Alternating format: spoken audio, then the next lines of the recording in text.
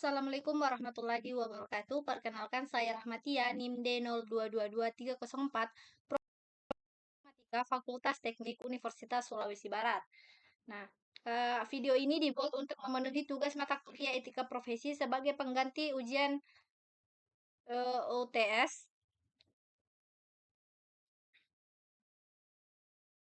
Langsung saja pada soal pertama, yaitu eh, eksplorasi literatur etika profesi.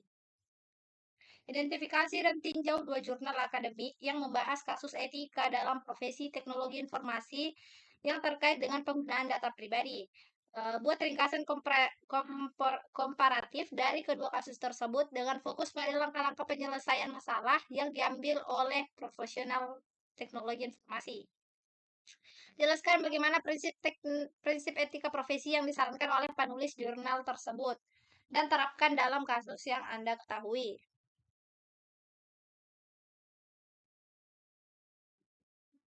Jurnal pertama yaitu Kebijakan Penanggulangan Pencurian Data Pribadi dalam Media Elektronik yang ditulis oleh Hasan Rumlus et al.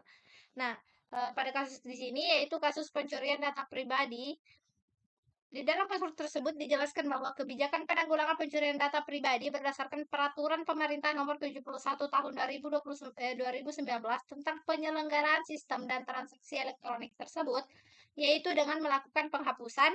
Penghapusan tersebut terbagi menjadi dua, yaitu penghapusan right to erasure dan pengeluaran dari daftar mesin pencarian atau right to delisting yang dilakukan berdasarkan pada penetapan pengadilan kepada informasi elektronik atau dokumen elektronik.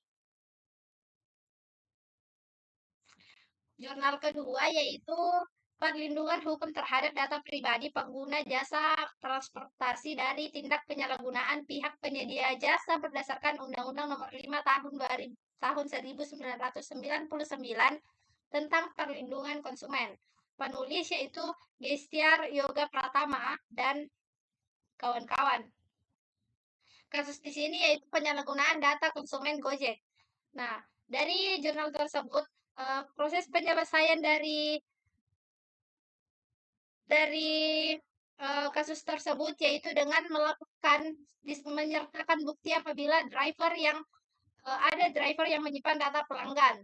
Yang kedua yaitu driver tersebut yang bersangkutan akan diberhentikan secara tidak terhormat. Kemudian yang ketiga yaitu Gojek akan menggantikan segala kerugian yang dialami konsumen yang mengalami kasus tersebut.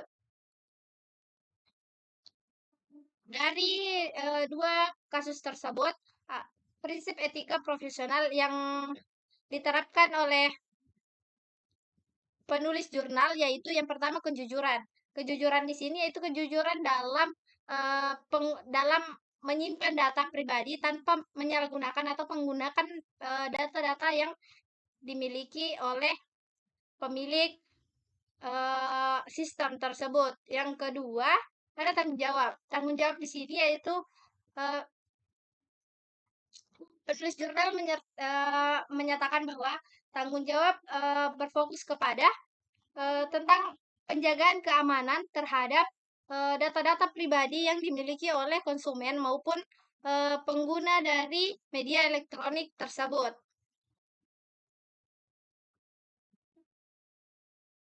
Soal nomor 2, analisis keputusan etis berbasis riset.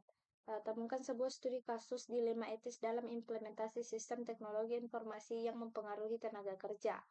Analisis studi kasus tersebut dengan mengidentifikasi faktor-faktor etis yang dipertimbangkan dalam mengambil keputusan. Terus dengan mengacu pada penelitian yang diambil, jelaskan bagaimana prinsip bisnis sebagai profesi luhur bisa mempengaruhi keputusan dalam studi kasus tersebut.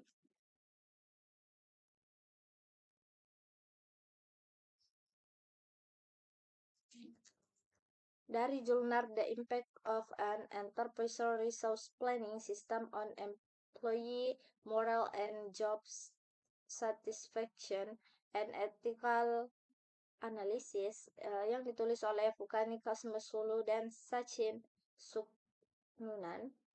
Nah, studi kasus ini membahas mengenai dilema etis yang dihadapi perusahaan dalam mengimplementasi sistem Enterprise Resource Planning atau perencanaan sumber daya perusahaan yang terbaru.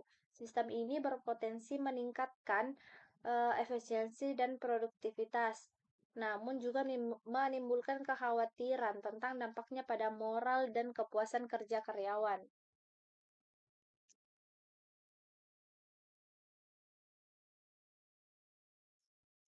Kemudian analisis faktor yang menjadi pertimbangan dalam mengambil keputusan. Yang pertama yaitu keadilan.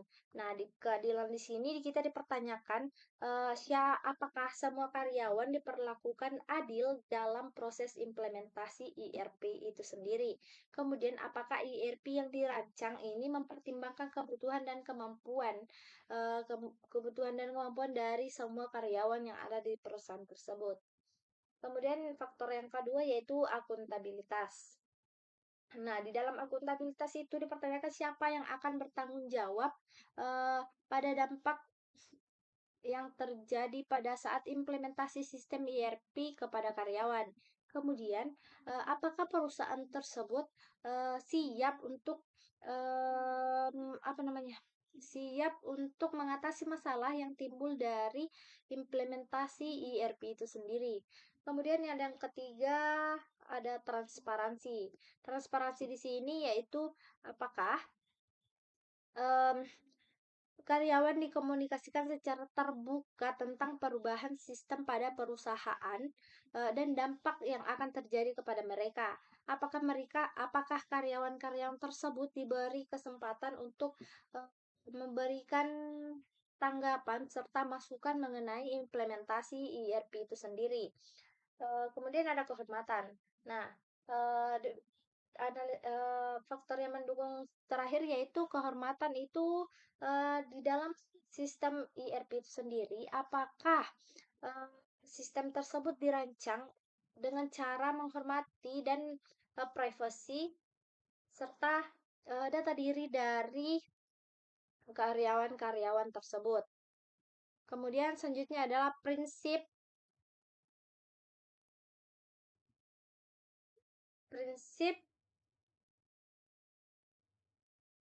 bisnis sebagai profesi luhur. Yang pertama itu ada kejujuran.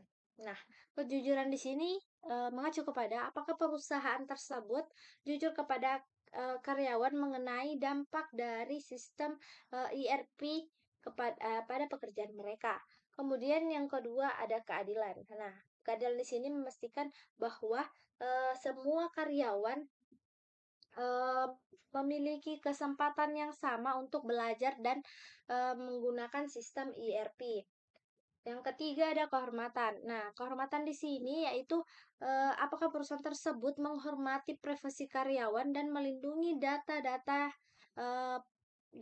pribadi dari karyawan tersebut. Kemudian yang keempat yaitu kepedulian.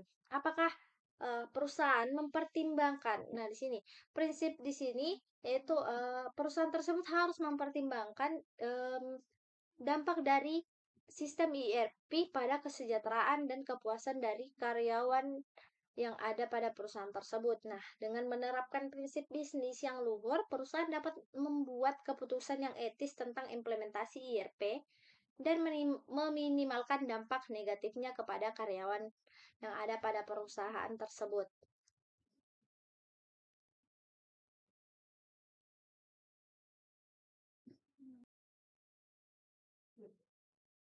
Soal ketiga yaitu penelitian dampak cybercrime. Lakukan tinjauan literatur tentang dampak cybercrime terhadap masyarakat dan profesional IT. Kemudian jelaskan temuan dari minimal 3 artikel yang berbeda. Buatlah penjelasan tentang bagaimana profesi IT dapat berkontribusi terhadap penanganan cybercrime berdasarkan literatur yang telah dibaca.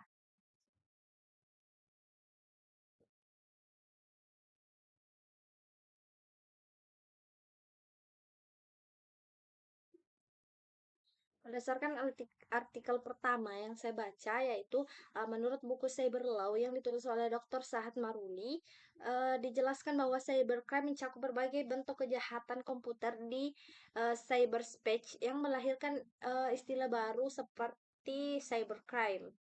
Nah, istilah ini merujuk kepada aktivitas kejahatan yang terkait dengan dunia maya dan komputer yang menggunakan internet sebagai media utama untuk melangsungkan kejahatan tersebut. Kemudian cybercrime dibagi menjadi dua, yaitu cybercrime arti sempit yaitu computer crime, dan cybercrime dalam arti yang luas yaitu computer related crime.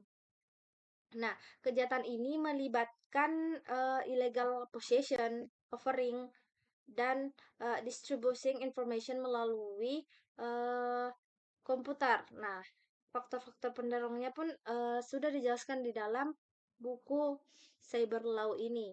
Kemudian artikel kedua yaitu um, cybercrime, perlindungan data warga negara dan integritas pemilu yang ditulis oleh Bambang Mudianto, Launa, dan Aksa Lenardi.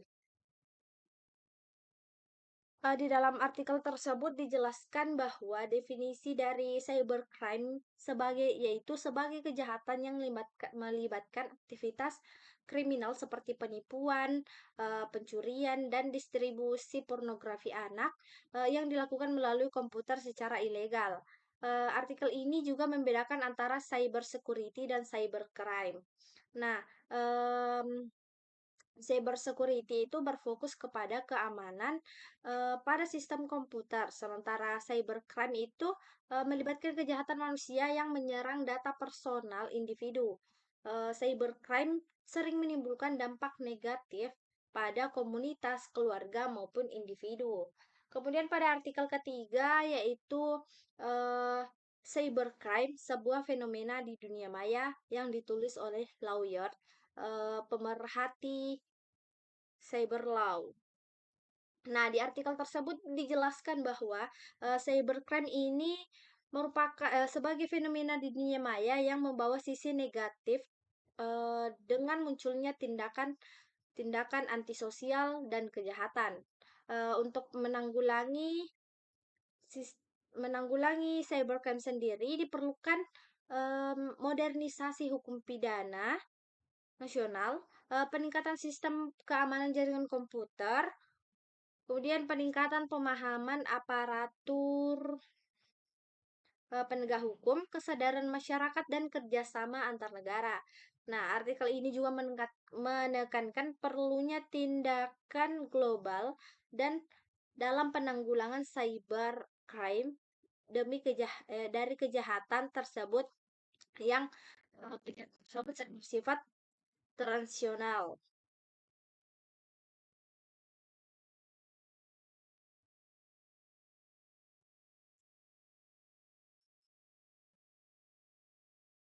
Kemudian untuk distribusi profesi IT sendiri. Nah, profesi IT itu sangat memiliki peran penting dalam menangani atau membantu menanggulangi cybercrime itu sendiri. Profesi IT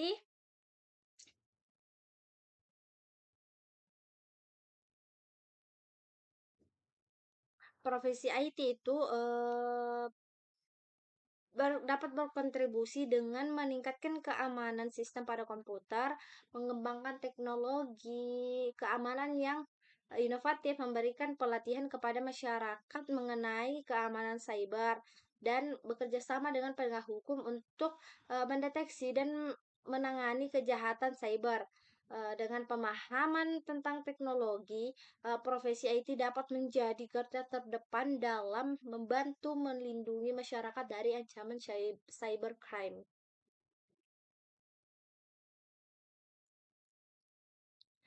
Soal nomor 4, sintesis etika dan hukum dalam teknologi informasi. Carilah artikel hukum yang membahas tentang kelemahan etis dalam privasi dan perlindungan data. Analisis dan bandingkan pendekatan hukum dalam dua negara yang berbeda terhadap masalah yang sama. Dengan merujuk kepada artikel tersebut, jelaskan bagaimana Anda sebagai pemimpin teknologi informasi akan menanggapi jika dihadapkan pada situasi tersebut.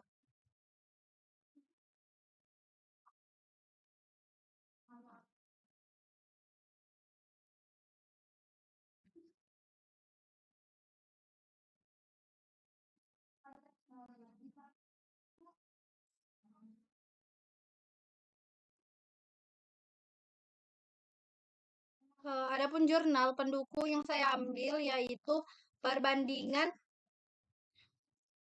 perbandingan perlindungan data pribadi Indonesia dan Malaysia yang ditulis oleh Muhammad Saiful Rizal. Nah, di dalam jurnal tersebut terdapat beberapa kelemahan etis dalam privasi dan perlindungan data yang dibahas. Yang pertama, yaitu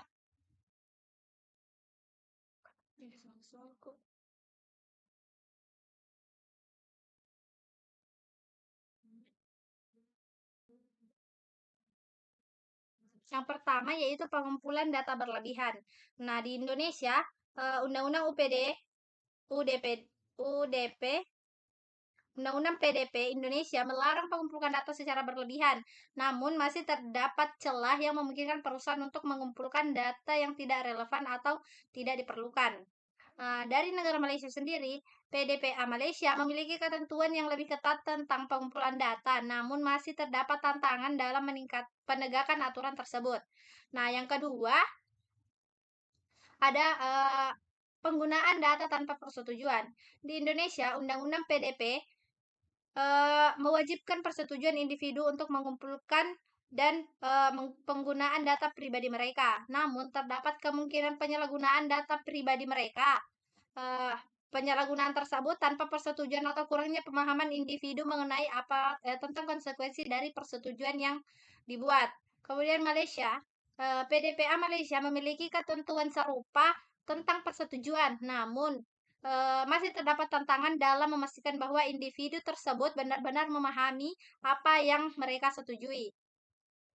Yang ketiga ada keamanan data yang lemah.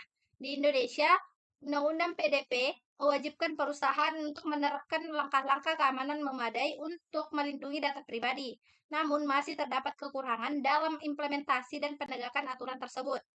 Di negara Malaysia, PDPA Malaysia memiliki ketentuan serupa dengan keamanan data. Namun, masih terdapat tantangan dalam memastikan bahwa perusahaan benar-benar menerapkan langkah-langkah keamanan yang efektif. Yang keempat ada transparansi yang rendah. Di Indonesia, Undang-Undang PDP mewajibkan perusahaan untuk transparan tentang bagaimana mereka mengumpulkan, menggunakan, dan mengungkapkan data pribadi. Namun masih terdapat kekurangan dalam implementasi dan penegakan aturan tersebut. Di Malaysia, PDPA memiliki ketentuan serupa tentang transparansi, namun masih terdapat tantangan dalam memastikan bahwa perusahaan benar-benar memberikan informasi yang jelas dan mudah dipahami oleh individu tentang praktik data mereka. Nah, adapun pendekatan hukum Indonesia dan Malaysia yaitu pada Undang-Undang PDP Indonesia, undang-undang baru yang masih dalam tahap pengembangan dan implementasi. Orientasi perlindungan data pribadi atau OPDP baru dibentuk dan masih perlu membangun kapasitas dan infrastruktur untuk menegakkan aturan tersebut. Di Malaysia, PDPA Malaysia telah berlaku lebih lama sejak 2010 dan memiliki mekanisme penegakan yang lebih matang. Jabatan Komisioner Perlindungan Data Pribadi atau JPDP memiliki pengalaman dalam menangani keluhan dan menjatuhkan sanksi terhadap perusahaan yang melanggar aturan.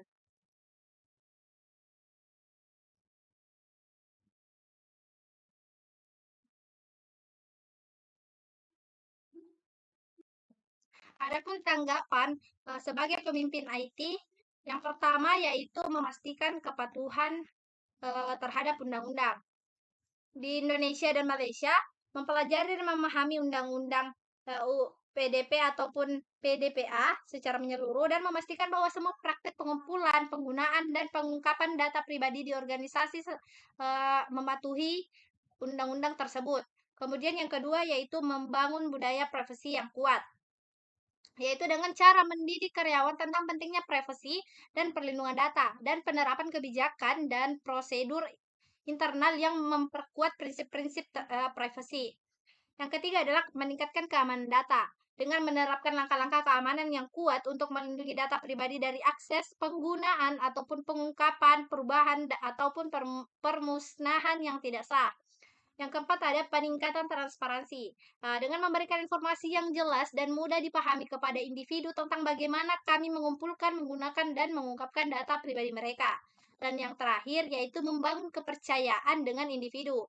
Nah, dengan menerapkan prinsip-prinsip akuntabilitas dan tanggung jawab atas praktik profesi kami, dan memberikan individu cara yang mudah untuk mengakses, memperbaiki, dan menghapus data pribadi mereka.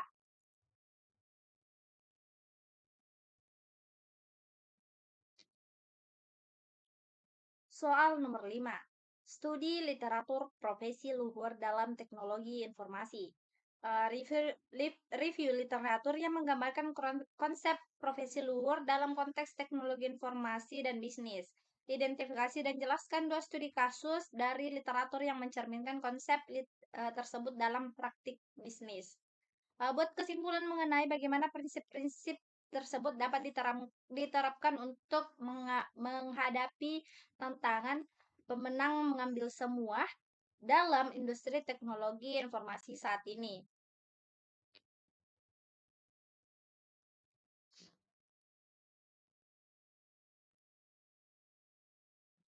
Studi kasus pertama diambil dari jurnal TikTok as Television yang ditulis oleh Daniel Voltesek dan kawan-kawan. Nah, di dalam jurnal tersebut dibahas pengaruh TikTok terhadap industri, perdagangan, dan bisnis. Nah, platform TikTok ini menggunakan algoritma rekomendasi yang sangat kuat dan konten yang ringkas yang telah berubah yang cara pelanggan melihat media, membuatnya menjadi sebuah kompetitor yang tidak bisa diabaikan lagi seperti YouTube, Netflix, dan Spotify. TikTok telah menjadi alat yang sangat berpengaruh untuk promosi buku, eh, mencari talenta baru di musik, dan menjadi platform yang bisa menjadi eh, alat untuk memulai karir-karir bagi masyarakat untuk menjadi influencer-influencer terkenal. Kemudian, pada studi kasus kedua, diambil dari jurnal analisis pemanfaatan aplikasi TikTok dalam peningkatan penjualan UMKM sektor kuliner di Kota Makassar. Penulisnya yaitu Nur Afiyah, Muhammad Hasan Ratna et al. Pada tahun 2022. Dalam studi kasus ini, dijelaskan bagaimana penggunaan TikTok oleh UMKM sektor kuliner dapat meningkatkan penjualan. Peneliti juga menemukan bahwa strategi pemasaran menggunakan TikTok dapat membantu UMKM meningkatkan kesadaran merek dan mendorong interaksi dengan konsumen yang merupakan salah satu aspek penting dalam profesi luhur. Nah, untuk penerapan prinsip profesi luhur yang diambil dari dua jurnal tersebut untuk menghadapi tantangan pemenang mengambil semua dalam industri saat ini, industri teknologi informasi saat ini, yaitu inovasi dan kreativitas. Nah, inovasi dan kreativitas ini dijelaskan bahwa perusahaan itu harus tetap berinovasi atau masyarakat pengguna TikTok itu harus selalu berinovasi dan menjaga kreativitas untuk mempertahankan posisi mereka. Posisi di sini yaitu agar video-video konten dari penjualan UMKM ataupun promosi-promosi barang itu bisa tetap dilihat oleh masyarakat karena senantiasa konsisten dan video-video tersebut kreatif dan diminati oleh banyak orang. Yang kedua ada pengembangan talenta. Nah, pengembangan talenta di sini yaitu kita harus bisa mencari talenta baru atau karya-karya baru untuk tetap mempertahankan UMKM atau konten-konten yang kita buat selama ini. Kemudian yang ketiga ada adaptasi dan perubahan. Nah, dari sini, masyarakat pengguna TikTok harus, bisa beradaptasi terhadap perubahan-perubahan yang terjadi pada teknologi saat ini. Seperti mungkin, mmm, perubahan pada, eee, sekarang banyak sekali konten-konten edukasi yang sangat kreatif. Nah, di situ masyarakat harus lebih pandai dalam menggunakan teknologi seperti, dalam hal editing, masyarakat harus lebih pandai dalam menghadapi perubahan-perubahan konten-konten yang ada pada saat ini. Selanjutnya yaitu pengembangan strategi. Nah, pengembangan strategi marketing ini, bagian sangat yang penting dalam, mempertahankan atau penerapan prinsip luhur untuk menghadapi tantangan pemenang mengambil semua. Karena, dari strategi marketing atau video promosi yang dilakukan itu harus bisa menarik atau diminati oleh masyarakat pengguna TikTok sendiri. Kemudian yang keempat ada kesepakatan dan kerjasama. Nah, kesepakatan kerjasama ini itu ada dari perusahaan sendiri, dari aplikasi TikTok sendiri dengan para pengguna aplikasi yang harus mematuhi aturan-aturan yang sudah dibuat oleh platform ini. Kemudian yang terakhir adalah pengembangan teknologi. Pengembangan teknologi yang lebih canggih itu untuk mengembangkan produk dan layanan yang lebih baik, seperti misalnya layanan customer dari usaha UMKM. Komunikasi komunikasi antara penjual atau pengguna aplikasi TikTok dalam UMKM itu harus lebih aktif dan lebih cepat dalam melayani konsumen dari segi pertanyaan maupun pemesanan.